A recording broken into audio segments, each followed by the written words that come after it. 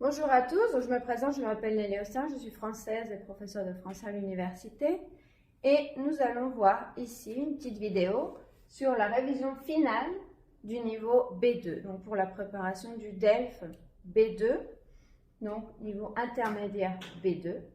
Donc je vais vous donner un petit peu les thèmes généraux, les idées pour faire une révision. Vous pouvez voir avant la révision finale du niveau A1, du niveau A2 et du niveau B1 pour pouvoir faire une révision depuis les bases et que ce soit plus facile. Donc, pour la révision finale du niveau B2, nous voyons plus des thèmes de société, d'actualité, de culture et de vie professionnelle.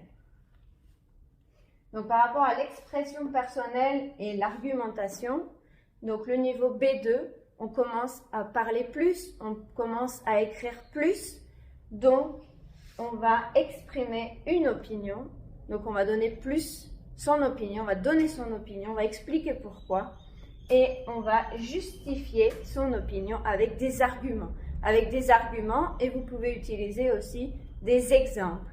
Et dans tout ce qui est exprimer une opinion, justifier et écrire, tout ça, vous allez utiliser aussi des connecteurs logiques qui sont, donc au début par exemple au niveau A1, A2, on utilise mais, et, ou, alors. Et là vous pouvez utiliser plus de connecteurs logiques comme cependant, et parce que, car, malgré, tandis que.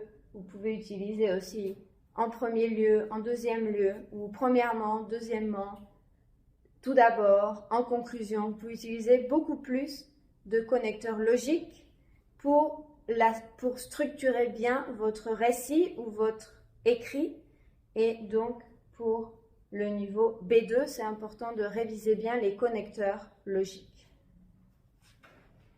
Ensuite, il y a aussi le débat, donc pouvoir débattre. Si vous avez un thème, pouvoir avoir une conversation avec une personne sur ce thème, donc un débat. Donner son opinion, si l'autre personne donne une opinion différente, essayez de convaincre, essayez d'expliquer pourquoi c'est votre opinion et pourquoi vous croyez que l'opinion de l'autre personne n'est pas exactement la même chose. Essayez de débattre, de nuancer.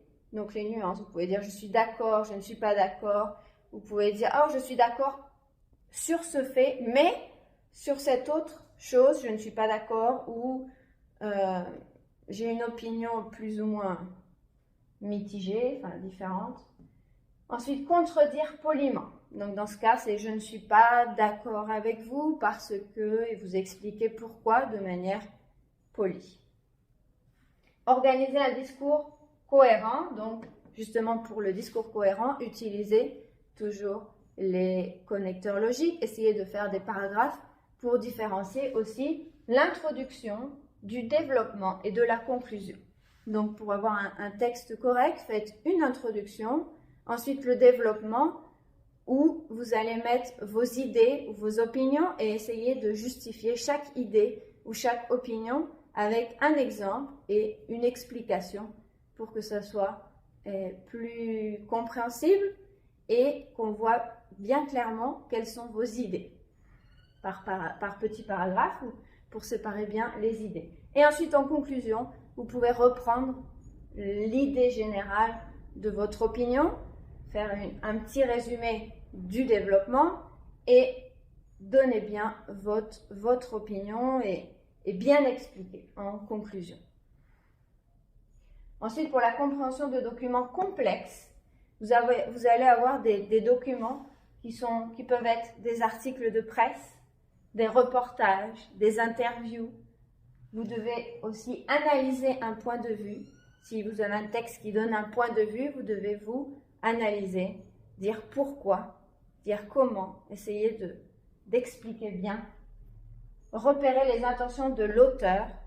C'est un auteur, tous les textes ont été écrits par quelqu'un, donc vous allez essayer de discerner, de trouver quelle était l'intention de l'auteur.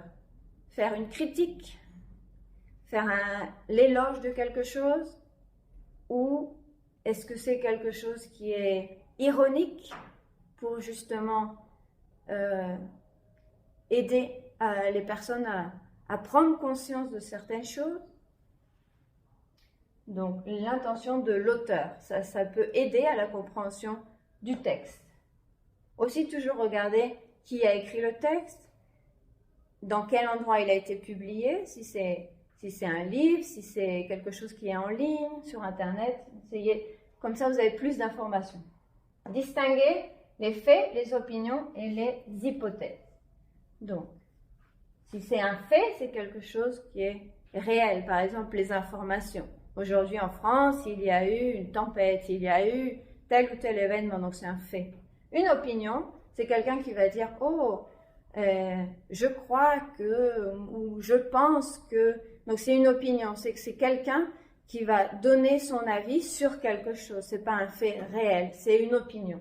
Et ensuite une hypothèse. On peut dire « Si l'économie fonctionne bien », nous pourrons avoir plus de tourisme, par exemple. Donc là, une hypothèse, c'est quelque chose qui n'est pas forcément réel, mais qui peut exister si toutes les conditions sont données pour que cela puisse se réaliser. Donc, voir bien la différence. Donc, les textes peuvent avoir des éléments qui sont compris entre ces trois choses. Ensuite, par rapport à la vie sociale, professionnelle et universitaire, donc un des thèmes principaux, c'est l'entretien. Ça peut être l'entretien professionnel, donc l'entretien d'embauche, ça peut être l'entretien d'admission quand vous allez être admis dans une université ou dans un cours, dans quelque chose, un entretien pour entrer quelque part, d'admission ou d'embauche. Tout ce qui est document administratif, donc, parce que ça c'est du niveau professionnel ou vie sociale, comprendre un petit peu toutes les démarches administratives, documents administratifs, démarches administratives, et quand on est face à un problème, par exemple administratif ou un problème normal qu'on peut avoir dans la vie quotidienne. Donc les revendications. Donc c'est comme, voilà, on a un problème et on veut résoudre ce problème, donc c'est comme une revendication. Revendication, ça fait penser un petit peu à revendication sociale ou politique, mais donc c'est quand on est contre quelque chose et qu'on veut essayer de le solutionner et de trouver donc une manière ou apporter plusieurs options, donner plusieurs options pour pouvoir solutionner ce problème. Donc une revendication sociale, par exemple, pouvoir dire que oh, il y a des problèmes sociaux, donc nous aimerions donner ou proposer certains projets, par exemple, plusieurs projets, les proposer au gouvernement ou les proposer à la mairie de notre ville pour voir si, de cette manière, on peut améliorer telle ou telle situation sociale de la ville, par exemple. Donc une revendication, et ensuite on peut rajouter une proposition de solution. Ensuite, par rapport à la situation de débat et d'opinion, donc débat et opinion, donc en général pour le B2 c'est ça, hein, il faut donner son opinion et pouvoir débattre et avoir une conversation, mais plus qui soit plus de questions-réponses, mais pas seulement questions-réponses, vraiment un débat. Vraiment, il y a une idée clé et chacun donne son opinion, ses arguments, ses exemples, et que le débat ou la discussion puisse évoluer pour que, si par exemple c'est un problème d'écologie, qu'il puisse y avoir des solutions, des idées, des choses positives qui découlent de ce débat. Donc, pour le débat, il y a beaucoup de thèmes et souvent ce sont des thèmes de société, des thèmes actuels qui sont présentés pour les examens.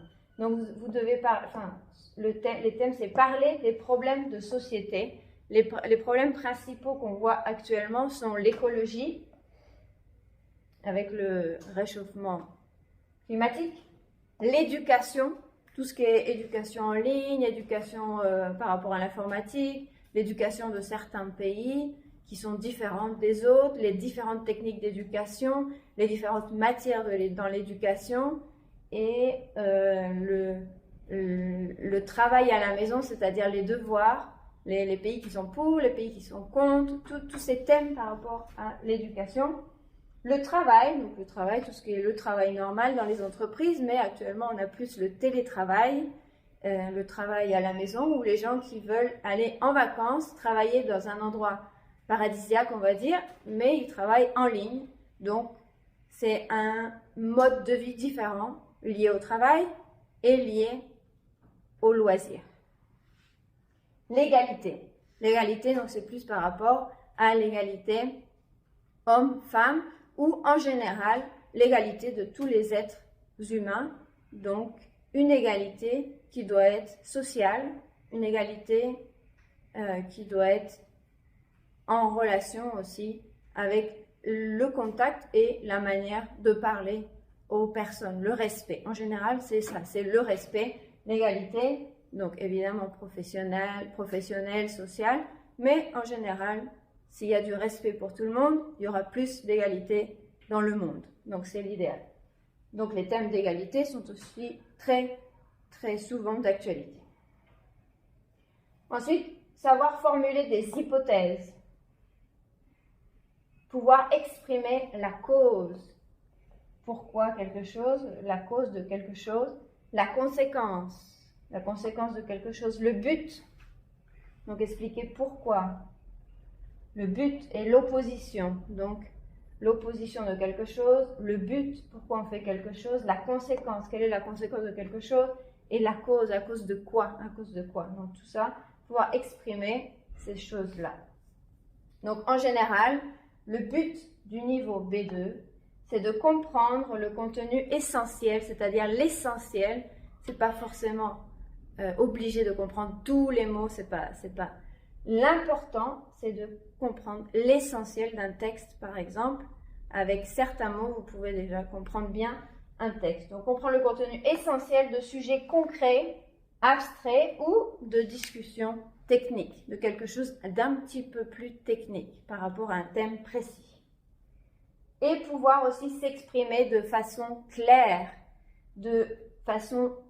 et détaillée. Pouvoir donner plus de détails sur votre opinion, sur certaines choses et qu'il y ait plus de cohérence en général, donc au niveau B2, et aussi donner les avantages et les inconvénients, quelles sont les choses positives et les choses négatives par rapport à un sujet d'actualité, par rapport à l'écologie, par rapport au travail, n'importe quel sujet, vous devez être capable maintenant de donner les effets positifs et les effets négatifs. Dire quels sont les avantages du thème précis du document ou du thème oral que vous allez avoir le jour du DELF et quels sont les effets négatifs.